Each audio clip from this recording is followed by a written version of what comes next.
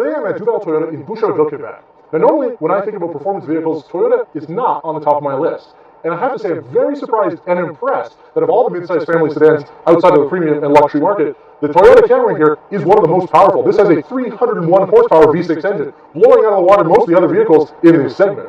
Our spotlight today is on the 2018 Toyota Camry XSE V6. We're going to be showing you everything about this car, going in depth, going for a drive, and going over everything else you need to know if you're in the market for this incredibly quick mid-sized family sedan.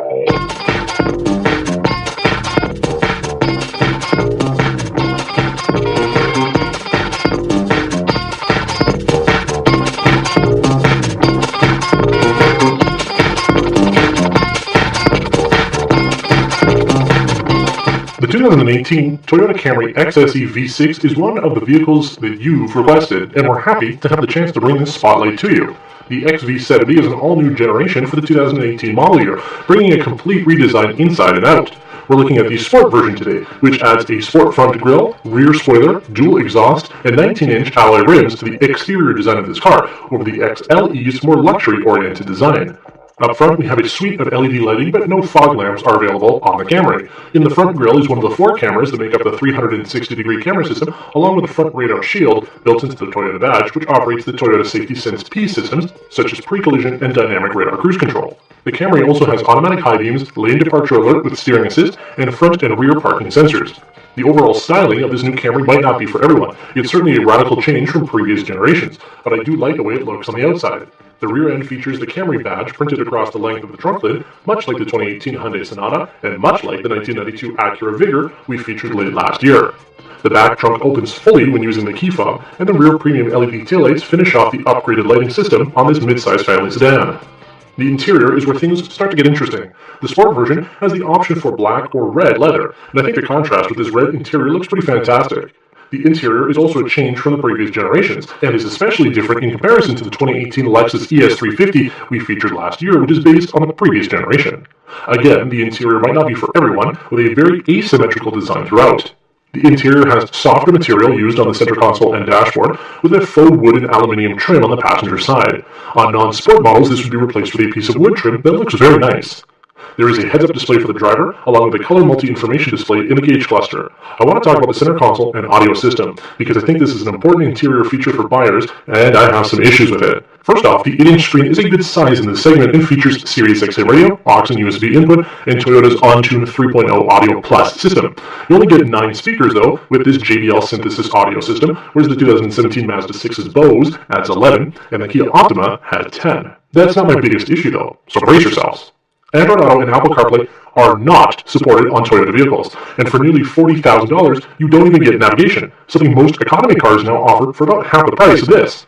Rather, Toyota requires you to download an app called Scout GPS Link, which essentially uses its own navigation software on your smartphone in order to power the software on the car. Without the app and an account, your car has no navigation. Had this sort of tech come out 5 years ago, it might have been an okay idea, allowing people to have their favorite addresses synced on their phone for easier access when connecting to your car. But guess what? Apple CarPlay and Android literally do that without having to add yet another app to your phone that you'll never use. Why Toyota wasted their R&D time with this truly baffles me, especially considering they usually want to approach their vehicles as friendly to all customers, and I have a feeling this is going to confuse the hell out of a lot of older customers who just want to have a map on their car.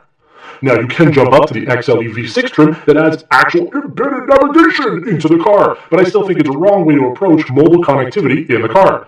Now, the rest of the interior is pretty straightforward. The seats are firm, and they've got more sport-oriented feel to them, and have good support and adjustment for the driver. The rear seat legroom is good as well, but the armrest just flops down at an angle. We actually didn't film it when we noticed this because we thought it looked stupid, but other journalists have noticed the same thing, and it seems to be common with this car. But enough about the interior. You just want to see what makes this 300 horsepower Camry so interesting on the road just as much as I do. So let's get to it.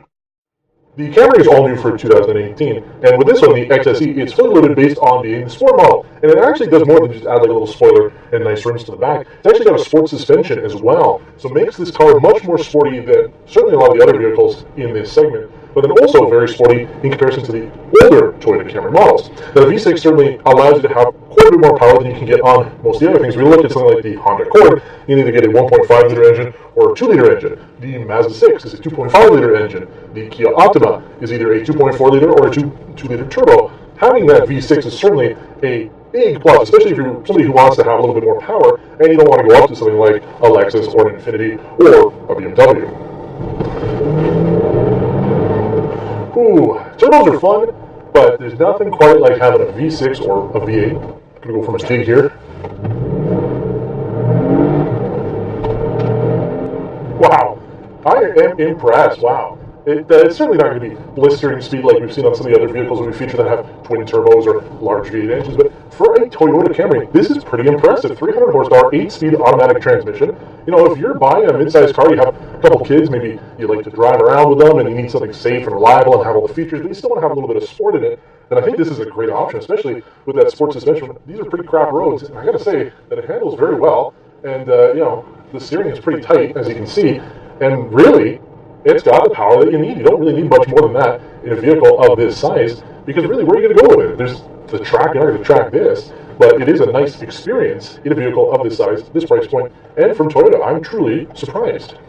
Now, speaking of the seats up front, like I said, this is the sport model, so a little bit more sporty, and I do say they are firmer than some of the other seats we've sat in. I don't sink into them at all. I'm actually just sitting on top, really, of this leather, and they're pretty comfortable. They're not like sport seats that they're actually going to contour around you. You know, they're still relatively flat, but I think they look quite nice in the red, and overall, you know, if you're buying this to drive to work every day, I think you're going to be pretty comfortable even going with the sport model. It certainly has a nice seating position. You do feel like you're a little taller than you are, and the windows are, you know, a little bit lower down here, so you do have good visibility all around. The A-pillar isn't too big, and having that 360-degree camera system certainly helps to alleviate some of that when you're parking or being, you know, put into an area where it's kind of tight. Maybe you're parking in an underground parking garage. It's nice to have 360-degree cameras as well as parking sensors on the front and the back. Most of the vehicles that we've driven, if they do have parking sensors, they're only on the back, so this is a full 360-degree system, both for the cameras and the parking sensors. I know I went on a huge rant about this Scout GPS link, but we are a technology news organization, so we do notice these things. I think buyers are also going to notice their data increases too, as most vehicles offer a normal embedded navigation system on their midsize family sedans with the option of Android Auto and Apple CarPlay if they want to. And I know you can go up to the XLE, but that's almost $41,000 to get navigation, where most people are offering it for a lot less. But let's talk about what makes the 2018 Toyota Camry so good. This is the first Camry that looks fantastic, in my opinion. And it has some very sporty design elements that push Toyota outside of that boring beige image they've been suffering from for decades. The power opening trunk is also a great feature, as other manufacturers haven't added that into this segment yet. The 360-degree cameras and parking sensors are also great features to find on this car. We also like the performance and power of that V6 engine while having a smooth and responsive drive, something again we never thought we'd say about a Camry. It really drives a lot better than some of the performance-oriented vehicles we've tested. But with the good, there is bad, and the Camry has some homework for the next few model years. We already talked about Scout GPS Link. That needs to go. Also, other manufacturers offer ventilated front seats and rear window sunshades in this segment. Power folding mirrors are also often found on other vehicles and is lacking here. Toyota also needs to fix that rear armrest. It's really sad and not an armrest at all. It's just as limp as spaghetti. I think the 2018 Camry is a very compelling vehicle, though. We've already seen plenty of them on the road, and I think Toyota is looking at new angles for the vehicles, and this is the start of a new image for them. I'm looking forward to see what else they have in store, and I think Toyota enthusiasts have something great to be excited about. Thanks for watching this episode of Test Drive Spotlight on the 2018 Toyota Camry XSE V6. As always, your support helps make this show possible. So if you enjoyed it, please click that thumbs up button and consider sharing it on social media sites like Facebook, Twitter, and Reddit. You can also follow Perpetual Radio on Facebook and Twitter, or follow me personally on Twitter and Instagram as @NiallLivesey to see what we're up to and get a sneak peek of the vehicles we're filming. Until next time, take care.